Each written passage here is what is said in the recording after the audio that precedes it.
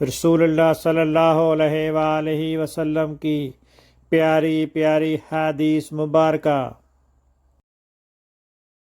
Make sure you like and subscribe to my channel for more hadiths.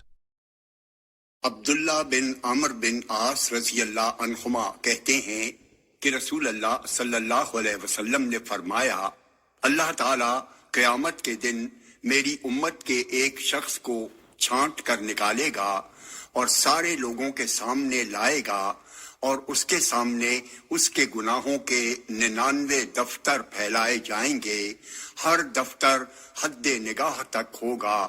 پھر اللہ عز و جل پوچھے گا، کیا تو اس میں سے کسی چیز کا انکار کرتا ہے؟ کیا تم پر میرے محافظ کاتبوں نے ظلم کیا ہے؟ وہ کہے گا، نہیں اے میرے رب۔ پھر اللہ کہے گا، کیا تیرے پاس کوئی عذر ہے؟ تو وہ کہے گا، نہیں اے میرے رب۔ اللہ کہے گا، کوئی بات نہیں، تیری ایک نیکی میرے پاس ہے، آج کے دن تجھ پر کوئی ظلم و زیادتی نہ ہوگی۔ پھر ایک پرچہ نکالا جائے گا جس پر اشہد ان لا الہ الا اللہ و اشہد ان محمدن عبدہ و رسولہ، میں گواہی دیتا ہوں کہ کوئی معبود برحق نہیں سوائے اللہ تعالیٰ کے، اور میں گواہی دیتا ہوں کہ محمد صلی اللہ علیہ وسلم اس کے بندے اور اس کے رسول ہیں، لکھا ہوا ہوگا۔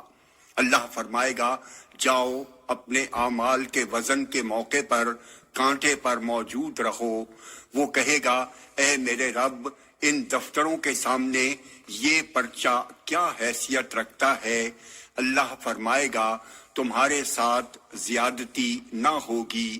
آپ صلی اللہ علیہ وسلم نے فرمایا، پھر وہ تمام دفتر ایک پلڑے میں رکھ دیے جائیں گے اور وہ پرچہ دوسرے پلڑے میں، پھر وہ سارے دفتر اٹھ جائیں گے اور پرچہ بھاری ہوگا۔ اور سچی بات یہ ہے کہ اللہ کے نام کے ساتھ، یعنی اس کے مقابلے میں جب کوئی چیز تولی جائے گی تو وہ چیز اس سے بھاری ثابت نہیں ہو سکتی۔ جامع ترمذی حدیث نمبر 2639۔ اللہ تعالیٰ اس کے چہرے کو روشن کرے جو حدیث مبارکہ سن کر آگے پہنچائے۔